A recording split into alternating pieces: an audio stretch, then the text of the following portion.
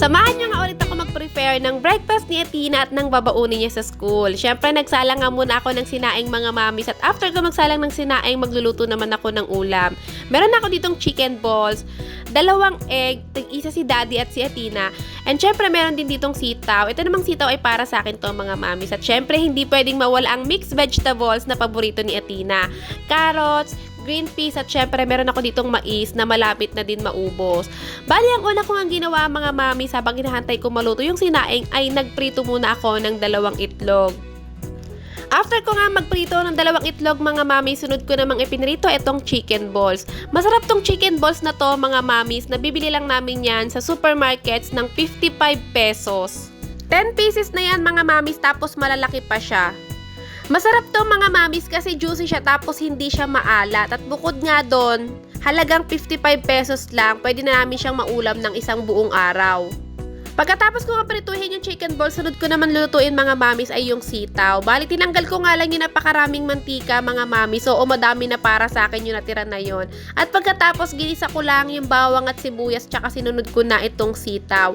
Bali, hindi ko na pala lalagyan to ng toyo o kaya ng oyster sauce mga mamis para naman hindi na maalat yung pagkain ko. Bali, naglagay nga lang ako ng konting asin, paminta at pagkatapos hinalo-halo ko lang siya.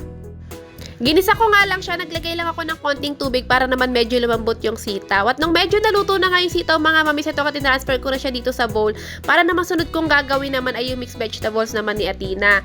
Naglagay nga lang ako ng butter at pagkatapos naglagay na ako ng carrot, sinunod ko na yung green peas at pagkatapos naglagay na rin ako ng mais. Medyo dinamihan ko nga ngayon yung pagluluto ng mixed vegetables ni Athena mga mamis kasi nabibitin siya kapag konti lang.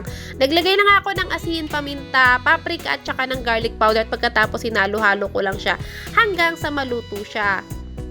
Eto at naluto na yung mixed vegetables ni Athena mga mamis at transfer ko na nga din dito sa plato kung saan ko nilagay yung mga itlog na pinrito ko kanina. Eto na nga yung para sa pagkain namin ngayong araw. Ginisang sitaw, pritong chicken balls or chicken bola-bola at pagkatapos 2 itlog. After ko nga luto, ito namang si Athena, sabi ko kumain na siya para makapaghanda na rin siya para makapasok na siya. Hindi ko na nga muna sinabayan si Athena sa pag-aalmusal mga mamis dahil kailangan ko munang magluto nitong pancake para naman sa baon niya. Meron kami nabiling pancake na maliliit lang.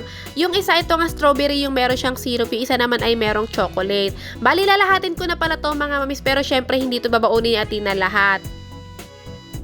Nilagay ko nga lang sa malaking mangkok at pagkatapos naglagay lang ako ng ebab. Buti na nga lang may natira pa akong ebab kasi nagluto din ako ng pancake noong nakaraang linggo. Tinransfer ko lang sa baso para hindi agad masira. Bali, nakuha ko na nga yung consistency na gusto ko at pagkatapos, eto nga't magluluto na ako. Naglagay nga lang ako ng konting butter sa maliit na kawali at pagkatapos naglagay na ako ng pancake mixture. Inulit-ulit ko nga lang yung proseso hanggang sa matapos ko na yung pagluluto. At syempre, na nakatapos na ako magluto mga mamis, pinalamig ko lang ng konti at oras naman na para maglagay na ako dito sa lunchbox ni Athena.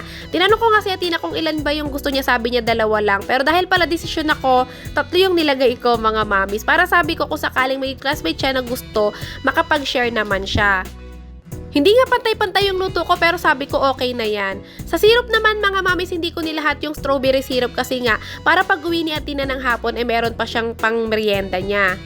Bale, ito nga lang yung baon ni Athena ngayon mga mamis kasi nag-heavy breakfast naman siya. At pagkatapos naman syempre tubig-tubig lang si Athena.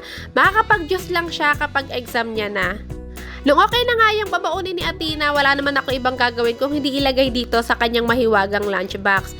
Nung mga oras na to mga mamis, nakapasok na si Athena, nahatid na siya ni Daddy, ako naman ay kakain na.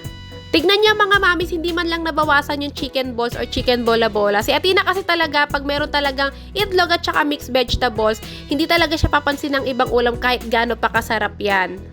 Sa totoo lang mga mamis, itong chicken balls na to, umabot pa talaga to ng ulam namin hanggang kinabukasan. Kasi pag uwi ni Athena galing school, yung kinain niya, yung natira niyang mixed vegetables at saka yung isang egg na hindi kinain ni Daddy.